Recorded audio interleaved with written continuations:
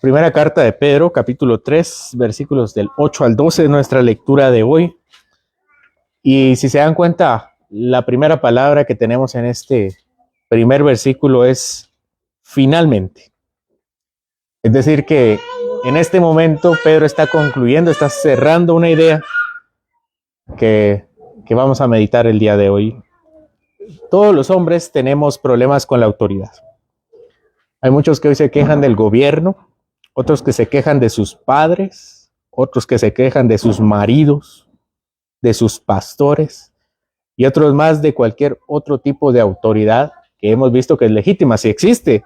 Si Pedro da un ejemplo de los amos y los esclavos que para hoy nos parece tan detestable, ¿cómo no podemos hablar de todo tipo de autoridad? Somos mucho más quejumbrosos por mucho menos que eso. Imaginen que les está diciendo a los esclavos, obedezcan a sus amos, sujétense a sus amos. Hay amos difíciles, pero sométanse a ellos. Yo creo que nos quejamos por mucho menos que eso. O alguien aquí está en una relación de esclavismo.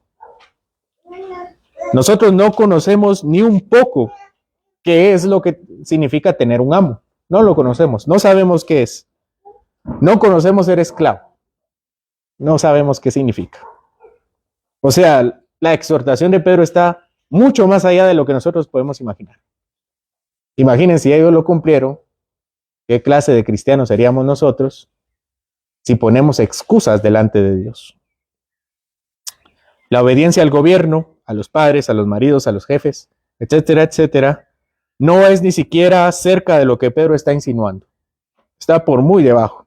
Estamos lejos de estar sometidos a un imperio o a un amo. Mucho, muy lejos. Todos los hombres tenemos problemas con la autoridad. Tenemos problemas de autoridad no debido a que tenemos malas autoridades, sino simplemente porque somos rebeldes. Todos tenemos la máxima autoridad en nuestro Dios. Esa es nuestra máxima autoridad. Más que cualquier otro tipo de autoridad terrenal, es nuestra máxima autoridad. Y aún así nos quejamos de sus leyes. Es decir, que nosotros leemos sus mandamientos y aún así no los obedecemos. ¿Esto qué significa? Que el problema no es con la autoridad, aunque sea mala.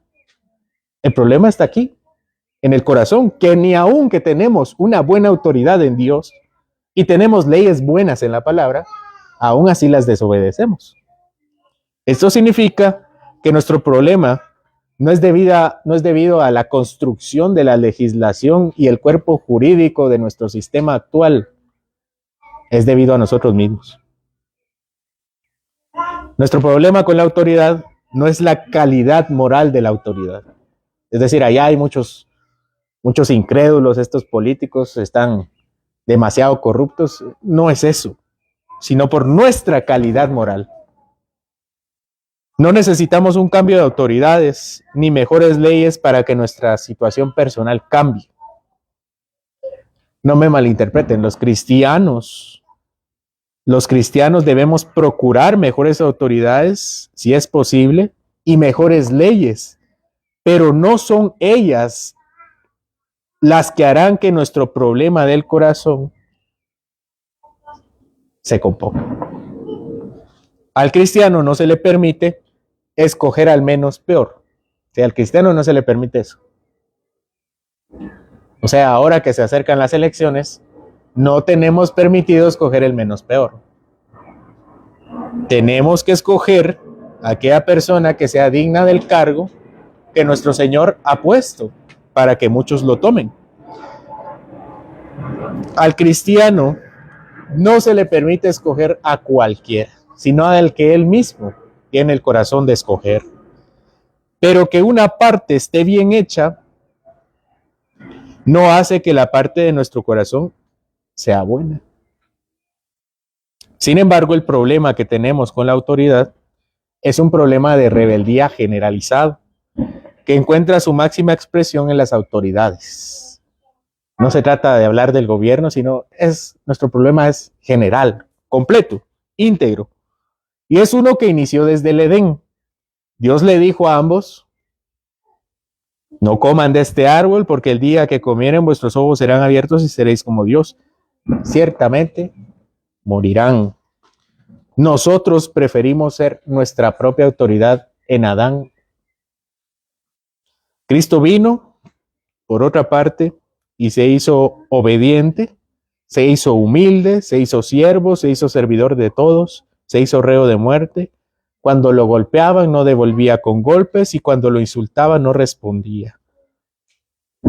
Miren, esta es una cuestión muy externa, pero cuando hacían todo esto contra él, su corazón nunca renegó, ni se quejó.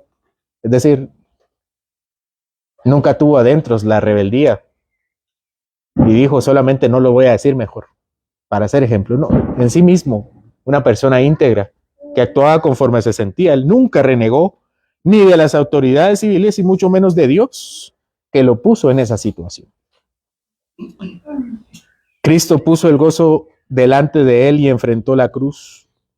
Nos dio su obediencia, esa obediencia perfecta con la que nos salvó, nos ha puesto en ella, y tomó nuestra rebeldía, el castigo de nuestra rebeldía, y murió.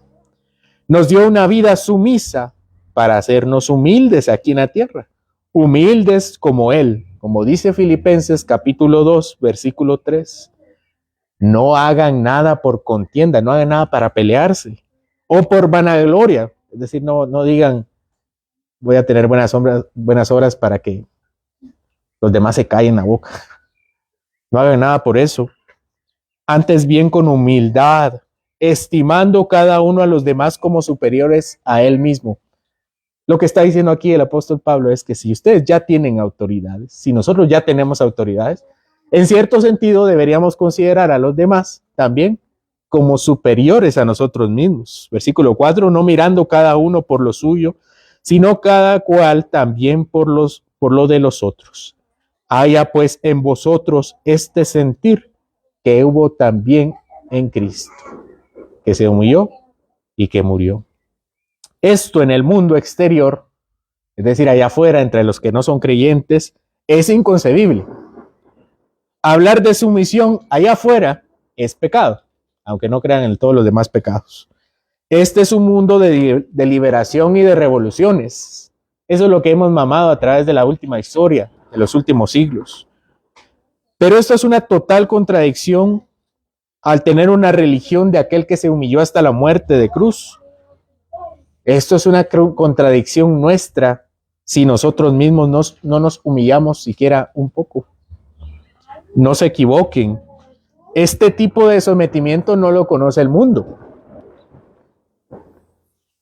Cuando Pedro está invitando a los hermanos a someterse, este tipo de sometimiento no lo conocen los incrédulos.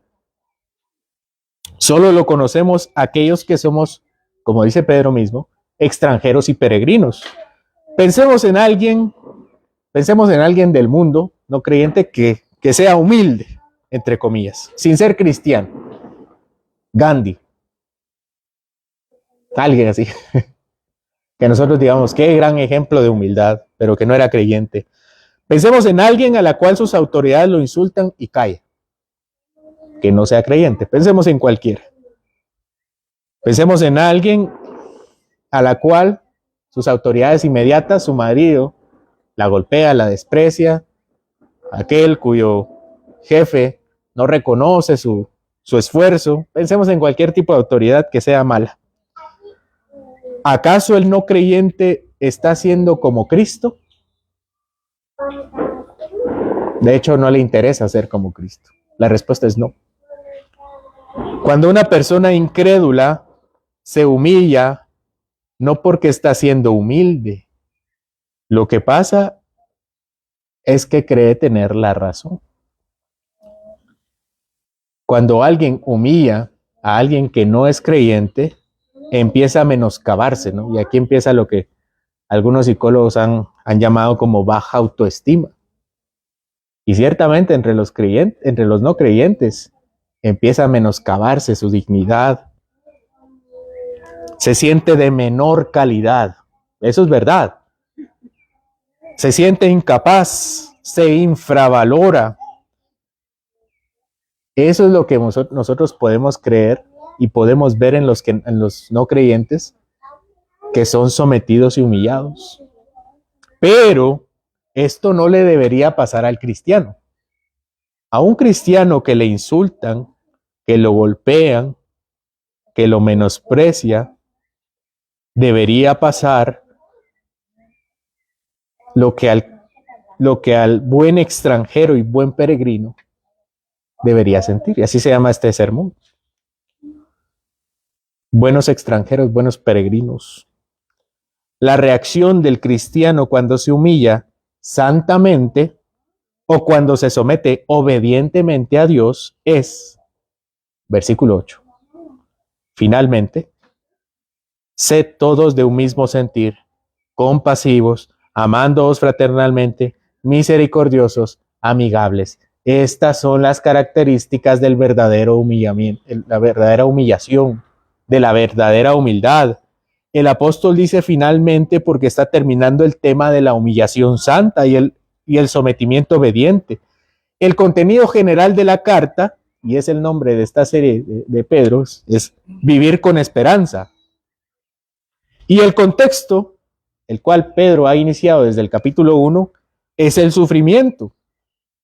Para vivir con esperanza en medio del sufrimiento debemos aceptarlo aún en nuestra autoridad. Eso es lo que Pedro está diciendo desde el capítulo 1 hasta el capítulo 3. Eso dijo en el capítulo 1. Vivir con esperanza. Capítulo 2, la humillación de las autoridades. Y ahora tenemos una idea más. Para vivir con esperanza en medio del sufrimiento debemos aceptarlo aún de nuestras autoridades. Y la forma en que lo aceptamos es sometiéndonos. Y la forma de someternos no es creernos de menor calidad. No es tener, entre comillas, baja autoestima. Eso no es ser humilde. Sino son 5 características que resumen toda la vida cristiana. Unanimidad, compasión, amor, misericordia y amistad.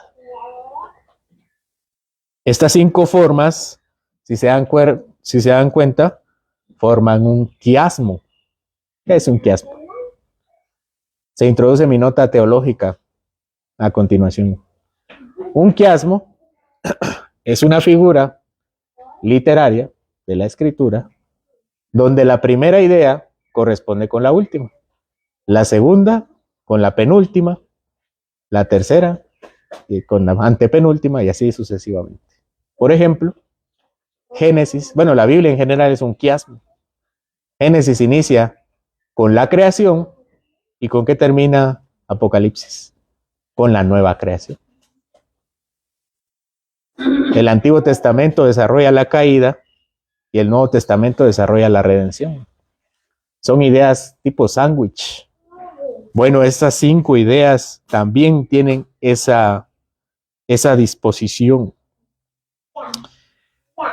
Estas 5 no forman una lista exhaustiva de lo que significa vivir una vida cristiana en sumisión piadosa, sino 5 principios que pueden resumir correctamente la vida cristiana, la vida del extranjero y del peregrino.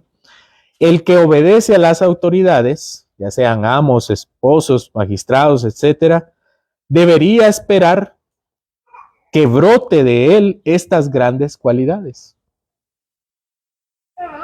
El que se somete debería esperar que nazca de él estas cualidades. Si nos estamos sometiendo y nos amargamos, ese no es el sometimiento santo.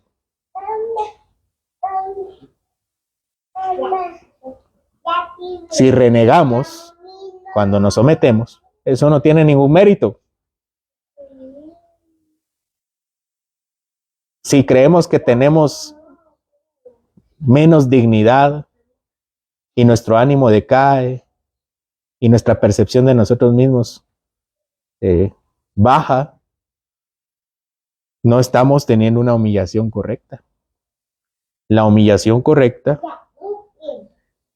produce por lo menos estas 5 características. Debería esperar que brote de él estas grandes cualidades. Cuando Cristo se humilló, dice Hebreos capítulo 12, que puso el gozo frente a él.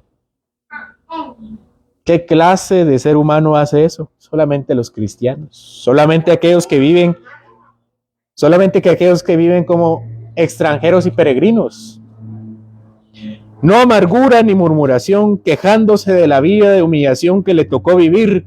Me tocó vivir en este gobierno tan miserable, me tocó vivir en este matrimonio tan horrible, en este trabajo que ni yo soporto. Eso no se trata, debería esperar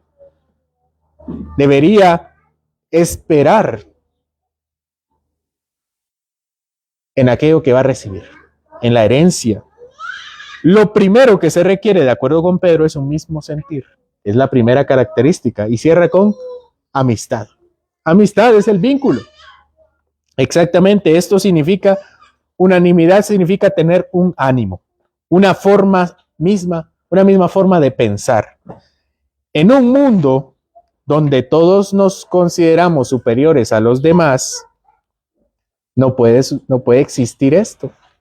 Pero en un mundo donde todos consideramos superiores a otros, como el pase usted, después de usted, no, mejor después de usted, ese mundo donde consideramos a los otros como superiores, no debería entonces existir este tipo de relaciones perniciosas y cobardes, de una mala autoridad. Los amigos son aquellos que comparten cosas en común, que están juntos por afinidad. Nadie los puso juntos. La familia, nadie pidió nacer con su hermano, con su padre, pero los amigos son aquellos que por gustos propios desean estar en un mismo sentir. Es exactamente lo que dice al principio. Y como subordinado, sé que obedecer debería tener el mismo pensamiento a quien hay que obedecer.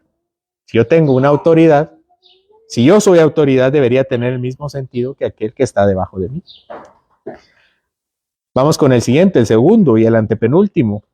La compasión y la misericordia. Creo que este es más evidente. Estos son sinónimos. Son elementos importantes en la vida del extranjero y del peregrino. Existe un sufrimiento generalizado provocado por las circunstancias o por otras personas. A veces el sufrimiento viene de afuera y a veces el sufrimiento viene del que está a la par mía.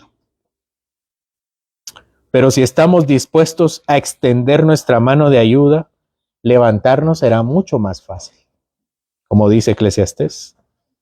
Por último, el amor fraternal está exactamente en el medio de estas cualidades. Es el punto medio de los que parten los primeros dos y los últimos dos. ¿Por qué? Porque el amor no es egoísta, no busca lo suyo, no guarda rencor, no hace nada indebido, no se goza de la injusticia, sino que se goza de la verdad. No es posible tener unanimidad y amistad, ni tener compasión y misericordia, si no viene del verdadero amor. La primera parte del corazón, santamente humilde y piadosamente sometido, esto tiene que ver con el interior del hombre. La segunda parte del corazón sumiso es una que se hace. Uno que no es pasivo, sino activo en buscar el bien de los demás. Es decir, que esta primera parte del texto, el apóstol Pedro está hablando de lo que viene del interior. Aquellos atributos de los cuales podemos compartir con nuestro Dios. Pero en la siguiente parte del texto que estamos meditando, no se trata de tener, sino de hacer. Versículo 9. No devolviendo mal por mal, ni maldición por maldición, sino por el contrario bendiciendo, sabiendo que fuisteis llamados para que heredaseis bendición. La lógica del apóstol Pedro es la siguiente. Si tenemos una fuente inagotable de bendiciones que heredaremos del lugar al que pertenecemos, al cual nos estamos dirigiendo, deberíamos traer un poco de esas bendiciones en el mundo por las cuales estamos transitando. Si ya hemos recibido la herencia aquí en la tierra de aquella vida futura, ¿Por qué contaminarnos con la vida actual? Deberíamos coger un poco de estas herencias y compartirlas con los demás. No debemos heredar las maldiciones y pecados de este mundo. No estamos supuestos a pervertirnos en el tránsito que tenemos en esta tierra. Al contrario, debemos intentar en este mundo que de las demás personas glorifiquen a Cristo en el día de la visitación junto con nosotros. Esa es otra idea de las que está ahí. En este mundo que transitamos acá, hacia nuestro destino, que es estar junto con nuestro Señor, no deberíamos pervertirnos. Al contrario, deberíamos compartir de aquella riqueza espiritual que hemos recibido de nuestro Dios. Aquí el apóstol nos invita a actuar. Es decir, si realmente hemos tenido estas 5 cualidades anteriores, deberíamos demostrarlo. Si somos herederos dignos de los padecimientos de Cristo, también deberíamos heredar su gozo y sus demás obras, ¿o no? Aquel que obró con amor y no solo lo dijo con su boca, Cristo no solo fue un hombre de boca, sino con su amor actuó. Aquel que llevó en su propia predicación el amor hacia aquellos que debía redimir. ¿Cómo demostraremos el gozo en la sumisión? De acuerdo al apóstol Pedro, que nuestra boca bendiga cuando nos maldicen. Que devolvamos bien cuando nos hacen el mal. Y que busquemos el bien de los que nos hacen el mal. Esta forma de vida no viene del hombre que se desmorona cuando lo humillan. Esta forma de vida solo viene de aquel que se ha dado cuenta que es extranjero y peregrino. Y que aunque pase las peores humillaciones de este mundo, su heredad en el cielo abundan mucho más hasta lo más profundo del ser. Versículo 10. 10 al 12. Porque el que quiere amar la vida y ver días buenos, refrene su lengua de mal, y sus labios no hablen engaño. Apártese del mal y haga el bien, busque la paz y sígala, porque los ojos del Señor están sobre los justos y sus oídos atentos a sus oraciones. Pero el rostro del Señor está contra aquellos que hacen el mal. Pedro acaba de dar una exhortación, pero a continuación lo que hace es sostener lo que está diciendo con la escritura del Antiguo Testamento. Recuérdense que para estos tiempos el Nuevo Testamento se está escribiendo. Ni siquiera está el Apocalipsis. Así que lo que está escribiendo Pedro dice, esto también está en la palabra de Dios. Lo que está citando aquí es el Salmo 32, versículos del 12 al 16. Pedro apela, vean qué hace Pedro. Pedro apela a las promesas. No es de esto lo que se trata la vida cristiana. Apelar a las promesas, sujetarnos de ellas, asirnos de las promesas. De heredar todas estas bendiciones en la vida futura. Dice, el que quiere amar la vida y ver días buenos, refrene su lengua del mal y sus labios no hablen engaño. La boca es increíblemente poderosa. No por lo que la mayoría de cristianos en Guatemala y en Latinoamérica tal vez piensen el día de hoy. No me refiero a aquellas cosas místicas que algunos creen. La lengua puede ofender, insultar, difamar, calumniar, etc. Todas estas cosas son ordinariamente dañinas. Pero también la boca puede elogiar, exhortar, enseñar, corregir, animar o guiar. La boca es también la que confiesa a Jesucristo para salvación.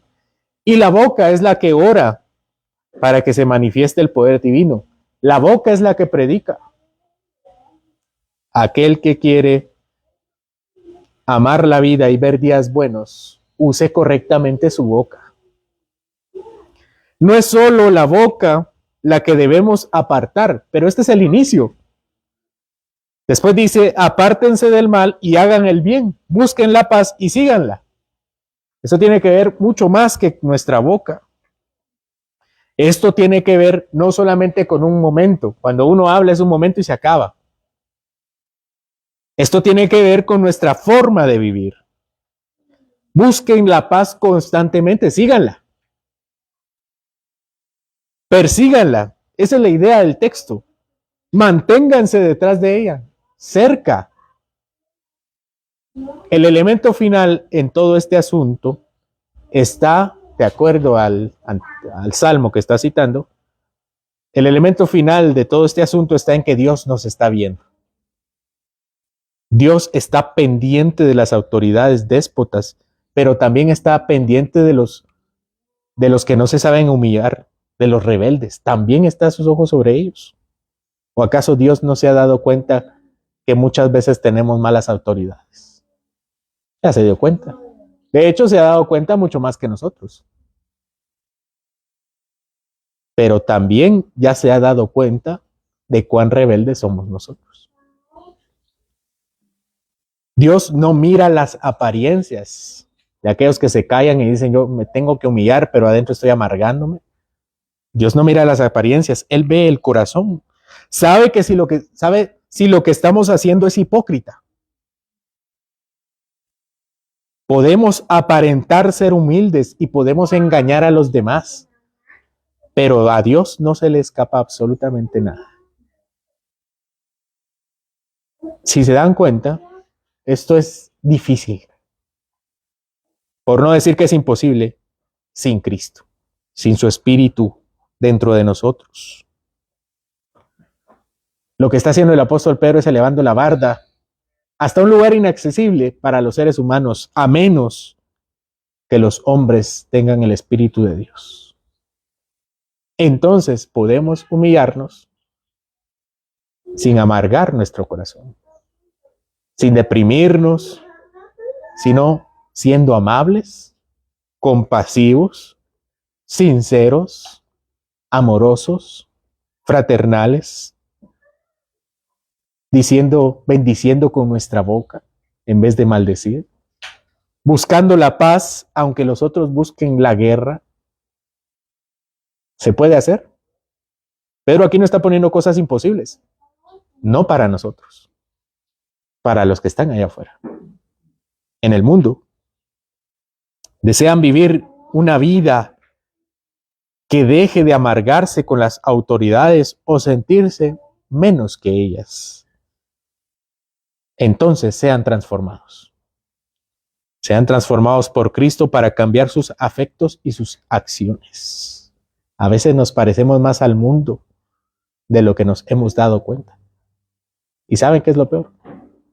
Que otros ya se dieron cuenta. Que nosotros no estamos dando buen testimonio. Dios nos ve. Los ojos de Dios están sobre nosotros. Él sabe el juicio y el veredicto. Solo Cristo con su sacrificio puede librarnos de una vida miserable al final de este tiempo. Y solo Cristo puede librarnos de una vida miserable aquí y de una vida eternamente miserable en el infierno. Cristo nos da su gozo, su amor, su misericordia, su compasión gratuitamente para el que está arrepentido de sus pecados y deposita su fe en Cristo. Terminamos orando.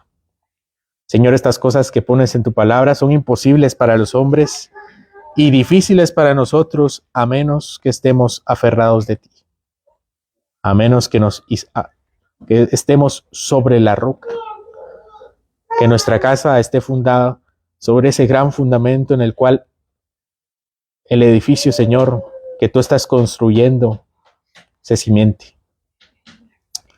Te pido, Señor, que cada uno de nosotros vea sus propias manos, sus pies, sus lenguas, sus bocas, para ver si está buscando la paz, haciendo el bien, respondiendo bien por mal,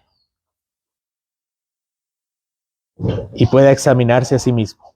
Ayúdanos a ver en el interior de nuestro corazón si estamos siendo hipócritas, si no estamos correspondiendo como deberíamos hacerlo, si no estamos humillándonos cuando deberíamos hacerlo, en lugar de ser rebeldes, cuando no honramos a nuestras autoridades.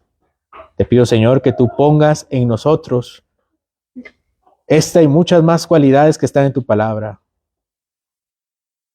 Te pido, Señor, que también transformes nuestro ser para buscar la paz y vivirla, para transformar en nuestra boca y poder usarla para el bien. Te pido, Señor, que aquellas cosas inalcanzables para el mundo, aquellas cosas que ni siquiera están pensando buscar, sean nuestro diario vivir. Señor, te lo pedimos porque estamos arrepentidos, pero te lo pedimos porque confiamos que Cristo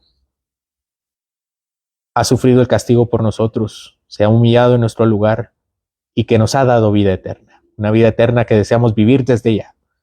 En el nombre de Jesucristo nuestro Salvador lo rogamos. Amén. Pongámonos de pie.